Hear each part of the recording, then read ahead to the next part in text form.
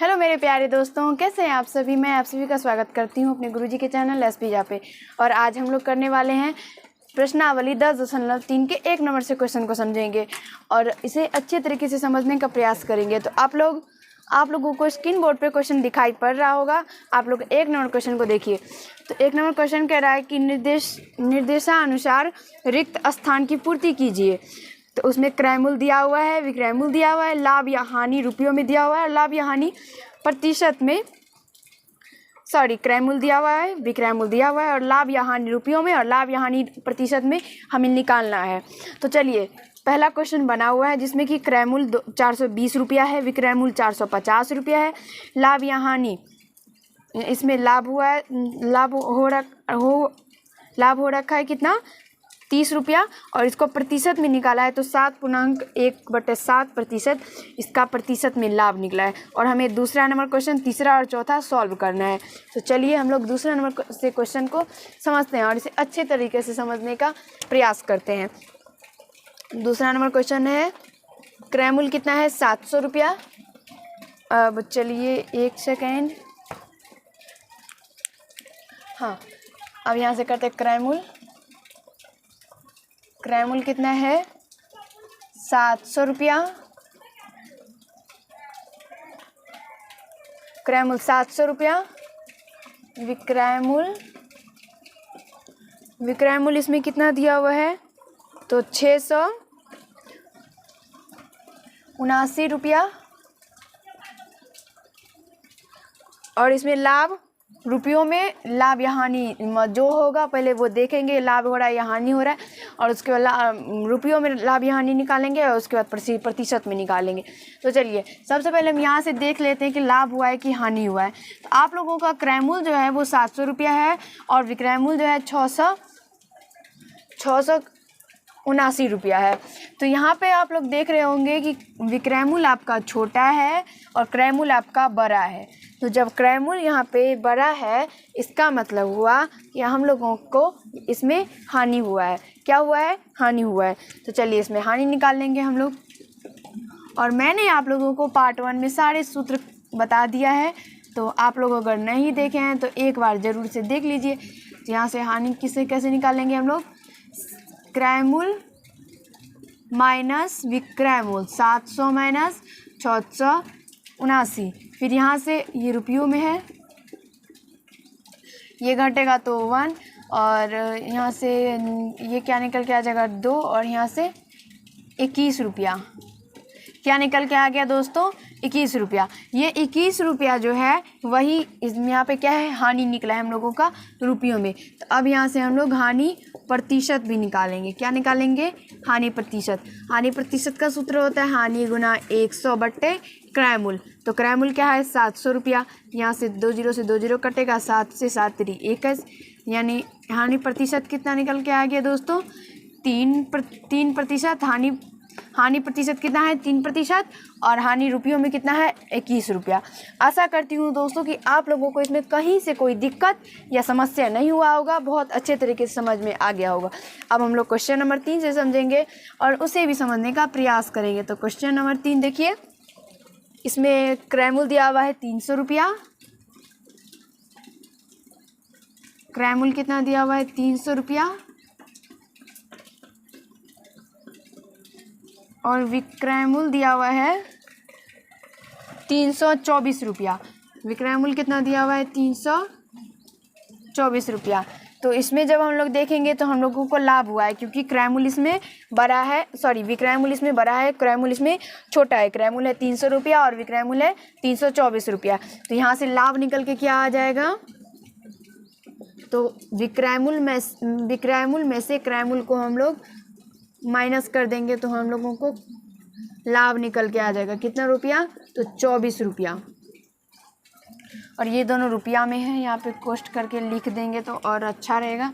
चलिए लिख देते हैं रुपया और उसके बाद 24 रुपया लाभ निकल के आ गया। तो अब यहाँ से क्या निकल के आए दिखा कर दे। अब यहाँ हम लोग निकालेंगे लाभ प्रतिशत। चलिए दोस्तों अब यहाँ से हम लोग समझ लेते हैं। यहाँ पे हम लोग निकालते हैं लाभ प्रतिशत। तो यहाँ से लाभ प्रतिशत जब निकालेंगे तो सूत्र इसका लाभ प्रतिशत का क्या होता है, लाभ गुना 100 बटे क्रय मूल्य। तो लाभ कितना है 24 रुपया, 24 गुना 100 और बटे क्रय मूल्य कितना है 300। 2 जीरो से 2 जीरो जाएगा, 3 से यहाँ पे 8 और यहाँ से 8%। लाभ प्रतिशत कितना निकल के आ गया 8%। अब आप लोग क्वेश्चन नंबर 4 बच गया है, जिसमें कि क्रय मूल्य 110 रुपया, विक्रय मूल्य 88 रुपया। ये सबसे ज़्यादा इजी है, तो ये आप लोग खुद से बनाएंगे और सारे प्रोसेस को कमेंट में लिखेंगे और हमें भेजेंगे और हम देखेंगे कि सही है या नहीं। अगर नहीं बनेगा तो आप लोग कमेंट करेंगे, मैं आप लोगों को बताने का फिर से प्रयास करूँगी। अब क्वेश्चन नंबर 2 को समझते हैं। तो क्वेश्चन नंबर 2 में दिया हुआ है क्रय मूल्य 1200 रुपया। क्वेश्चन नंबर 1 में मतलब 2 के 1 में दिया हुआ है क्रय मूल्य 1200 रुपया, हानि या लाभ दिया हुआ है। तो इसमें लाभ हुआ है 1 में तो 90 रुपया लाभ हुआ है और विक्रय मूल्य हमें निकालना है। तो इसमें निकला है कितना 1290 रुपया और लाभ यहाँ उसके बाद प्रतिशत में भी हम लोगों को निकालना है। तो चलिए इसमें भी क्वेश्चन नंबर 1 बना है, क्वेश्चन नंबर 2 से समझते हैं। तो 2 के 2 नंबर क्वेश्चन, इसमें क्रय मूल्य दिया हुआ है कितना, क्वेश्चन नंबर 2 में 500 रुपया क्रय मूल्य 500 रुपया। उसके बाद क्या दिया हुआ है लाभ 25 रुपया,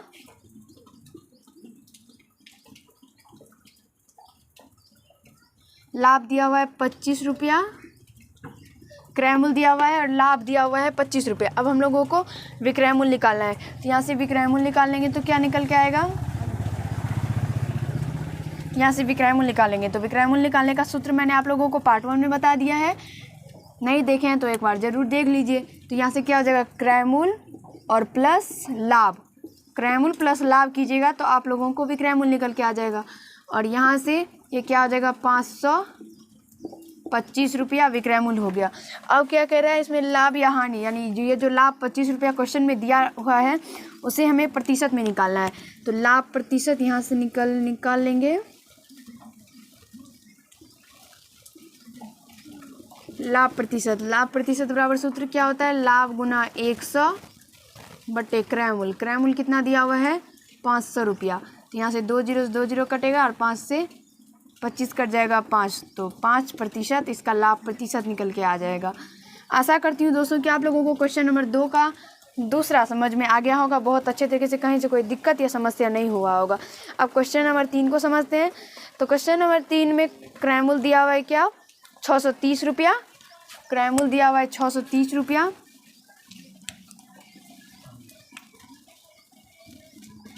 तीन नंबर क्रय मूल्य दिया हुआ है कितना 630 रुपया और क्या दिया हुआ है, और हानि दिया हुआ है 70 रुपया। तो हानि 70 रुपया दिया हुआ है। यहाँ से विक्रय मूल्य हम लोगों को निकालना है।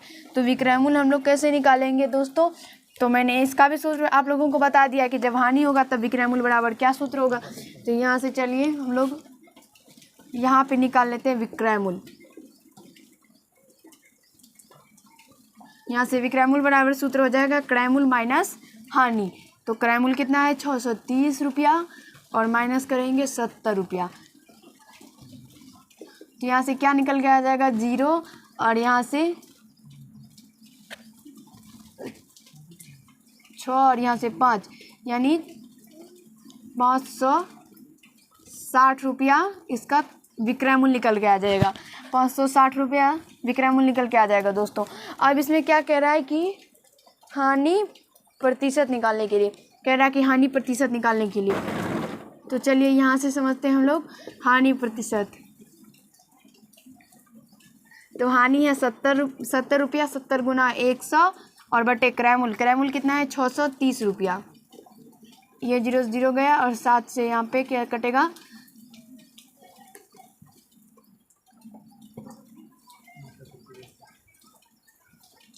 यहाँ से 7 को 9 बार पढ़िएगा तो आप लोगों को 63 आ जाएगा और 9। अब यहाँ से ये नहीं कटेगा तो 100 बटे 9। अब इसको क्या करेंगे तो पूर्णांक में हम लोग निकाल देंगे। लाभ या हानि को हम लोग कभी भी प्रतिशत में नहीं निकालते हैं, आप लोग मत निकालिएगा। यहाँ से क्या इसको क्या करेंगे, पूर्णांक में निकाल देंगे। तो ये पूर्णांक में निकलेगा तो कितना हो जाएगा, 9,